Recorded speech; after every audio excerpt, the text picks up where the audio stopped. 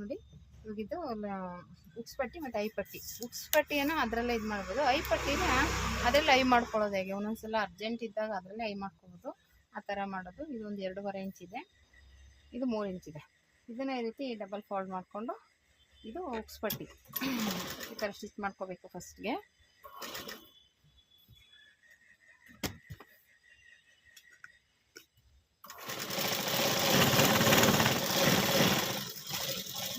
ರೀತಿ ಆದಮೇಲೆ ಇದಕ್ಕೆ ಲೈನಿಂಗ್ ಹಾಕೋತೀನಿ ನಾನು. ಉಕ್ಸ್ ಪಟ್ಟಿಗೆ ಹಾಕಲ್ಲ, ಐ ಪಟ್ಟಿಗೆ ಮಾತ್ರ ಹಾಕೋದು. ಕಾಜಾ ಪಟ್ಟಿಗೆ ಈ ರೀತಿ ಇಟ್ಕೊಂಡು ಫಸ್ಟ್ ಒಂದು ಸ್ಟಿಚ್ ಹಾಕೊಳ್ಳೋಣ.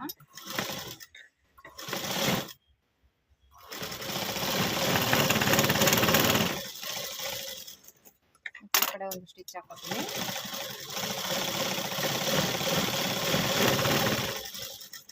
ಈಗ ಇದು ಎಕ್ಸ್ಟ್ರಾ ಬಟ್ಟೆ ಎಲ್ಲ ತೆಗೆದುಬಿಡೋಣ.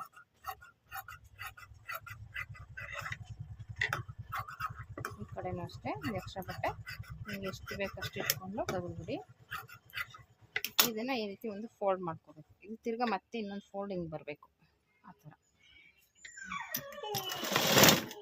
ಈ ರೀತಿ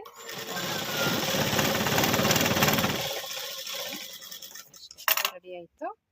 ಈಗ ಇದಕ್ಕೆ ಯಾವ ಕಡೆ ಅಂತ ನೋಡ್ಕೋಬೇಕು. ನೀವು ಅಳತೆ ಬ್ಲೌಸಲ್ಲಿ ಯಾವ ಕಡೆ ಇರುತ್ತೆ, ಎಡಗಡೆ ಇರುತ್ತೋ ಬಲಗಡೆ ಇರುತ್ತೋ ಅದು ನೋಡ್ಕೊಳ್ಳಿ. ಈ ರೀತಿ ಎಡಗಡೆ ಇದ್ದರೆ ಎಡಗಡೆ, ಬಲಗಡೆ ಇದ್ದರೆ ಬಲಗಡೆ. ನೋಡಿ ಈ ಕಡೆ ಇದು ಉಕ್ಸ್ ಪಟ್ಟಿ ಇದೆ, ಉಕ್ಸ್ ಪಟ್ಟಿ, ಈ ಕಡೆ ಉಕ್ಸ್ ಪಟ್ಟಿ ಹಾಕಬೇಕು. ಈ ಪಟ್ಟಿ ಹಾಕೋಣ ಈ ರೀತಿ. ಫಸ್ಟ್ಗೆ ಇದು ಮೇಲೆ ಬರಬೇಕು, ಬ್ಲೌಸ್ ಪೀಸ್ ಮೇಲೆ ಇಟ್ಕೊಳ್ಳಿ. ಹಿಂಗೆ ಇಟ್ಕೊಂಡು ಸ್ಟಿಚ್ ಹಾಕಬೇಕು.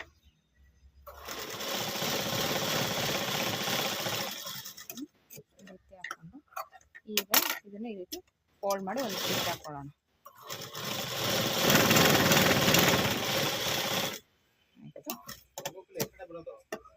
ತೆಗೆದ್ಬಿಟ್ಟು ಈಗ ಇದನ್ನು ಈ ರೀತಿ ಫೋಲ್ಡ್ ಮಾಡ್ಕೋಬೇಕು. ಈ ರೀತಿ ತಿರುಗಿಸ್ಕೊಂಡು ಸ್ಟಿಚ್ ಹಾಕೊಳ್ಳೋದು. ಇದು ಉಕ್ಸ್ ಪಟ್ಟಿ, ಈ ಕಡೆ ಉಕ್ಸ್ ಹಾಕೋಬೇಕು.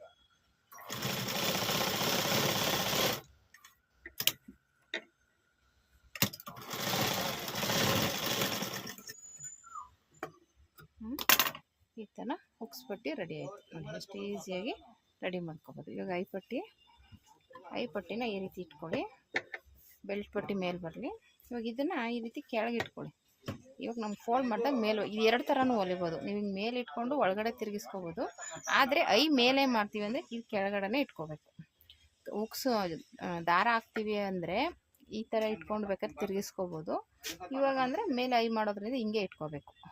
ಬ್ಲೌಸ್ ಪೀಸು ಕೆಳಗಡೆ ಪಟ್ಟಿ, ಉಕ್ಸ್ ಪಟ್ಟಿ ಈಗ ಇಟ್ಕೊಂಡು ಫಸ್ಟು ಈ ರೀತಿ ಸ್ಟಿಚ್ ಮಾಡ್ಕೋಬೇಕು.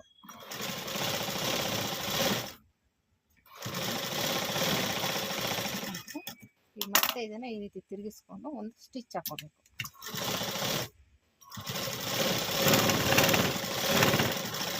ಸ್ಟಿಚ್ ಹಾಕೊಂಡಾದ್ಮೇಲೆ ನಮಗೆ ಎಷ್ಟು ಬೇಕಷ್ಟು ಬಟ್ಟೆ ಬಿಟ್ಕೊಂಡು ಕಟ್ ಮಾಡ್ಕೊಳ್ಳೋಣ. ಈಗ ಇದನ್ನು ಈ ರೀತಿ ಫೋಲ್ಡ್ ಮಾಡ್ಕೋಬೇಕು. ಈ ರೀತಿ ಫೋಲ್ಡ್ ಮಾಡಿ ಮತ್ತೆ ಇದನ್ನು ಹಿಂಗೆ ಫೋಲ್ಡ್ ಮಾಡಿ.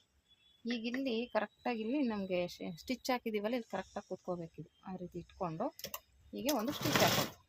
ಓಕೆನಾ? ಇಲ್ಲೂ ಹಿಂಗೆ ಫೋಲ್ಡ್ ಮಾಡಿ ಕರೆಕ್ಟಾಗಿ ಇಟ್ಕೊಳ್ಳಿ. ಇಟ್ಕೊಂಡು ನೀಟಾಗಿ ಇದು ಒಂದು ಸ್ಟಿಚ್ ಹಾಕೋದು. ಓಕೆನಾ? ಆಯಿತು. ಈಗ ಇಲ್ಲಿ ಹಿಂಗೆ ತಿರುಗಿಸ್ಕೊಳ್ಳಿ. ಇವಾಗ ಇಲ್ಲಿಂದ ನಾವು ಅದರಲ್ಲೇ ಮಾಡಬೇಕು. ಹಿಂಗೆ ರಫ್ ಮಾಡ್ಕೋಬೇಕಿದೆ. ಇಲ್ಲಿ ತುದಿಲಿ ರಫ್ ಮಾಡ್ಕೊಳ್ಳಿ, ಯಾಕೆಂದರೆ ನಾವು ಉಕ್ಸ್ ಹಾಕೊಂಡಾಗ ಟೈಟಾಗಿರಬೇಕು. ಅದಕ್ಕೆ ಈ ರೀತಿ ಇಟ್ಕೊಂಡು ತುದಿಲಿ ಹಿಂಗೆ ವಿ ಶೇಪಲ್ಲಿ ಸ್ಟಿಚ್ ಹಾಕೊಳ್ಳಿ. ವಿ ಶೇಪಲ್ಲಿ ಬರಬೇಕು. ಇಲ್ಲಿ ತುದಿಲಿ ರಫ್ ಮಾಡ್ಕೊಳ್ಳಿ. ಇವಾಗ ಇದು ಮಾರ್ಕ್ ಮಾಡ್ಕೊತೀನಿ. ನಿಮ್ಗೆ ಎಷ್ಟು ಉಕ್ಸ್ ಬೇಕು 5, 6 ನೋಡಿಕೊಂಡು ಮಾರ್ಕ್ ಮಾಡ್ಕೊಳ್ಳಿ. ಇದ್ರ ಮೇಲೆ ನಾವು ಹೈನ ಮಾಡ್ಕೋಬೇಕು ಅಷ್ಟು. ನೋಡಿ ವಿ ಶೇಪಲ್ಲಿ ವಿ ಥರ ಬರಬೇಕು. ಇಲ್ಲಿ ತುದಿಲಿ ರಫ್ ಮಾಡ್ಕೊಳ್ಳಿ, ಯಾಕಂದರೆ ನಾವು ಉಕ್ಸ್ ಹಾಕಿದಾಗ ಅದು ಓಪನ್ ಆಗಬಾರ್ದು ಅಂತ ಒಂಚೂರು ರಫ್ ಮಾಡಿಬಿಟ್ರೆ ನೀಟಾಗಿರುತ್ತೆ. ಇವಾಗ ಇದರಲ್ಲೇ ಮಾಡಿಬಿಟ್ರೆ ನಮಗೂ ಐ ಮಾಡೋ ಅಷ್ಟು ಅವಶ್ಯಕತೆ ಇರೋದು. ಇಷ್ಟೇ.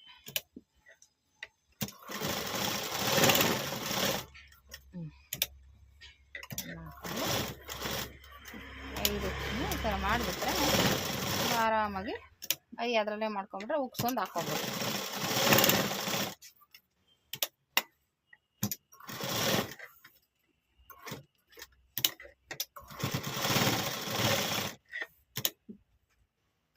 ಈ ಥರ ನಿಮಗೆ ಯಾವಾಗಲೂ ಅಂದಾಗ ಈ ಥರ ಅದರಲ್ಲೇ ಮಾಡ್ಕೊಬೋದು ನಾವು.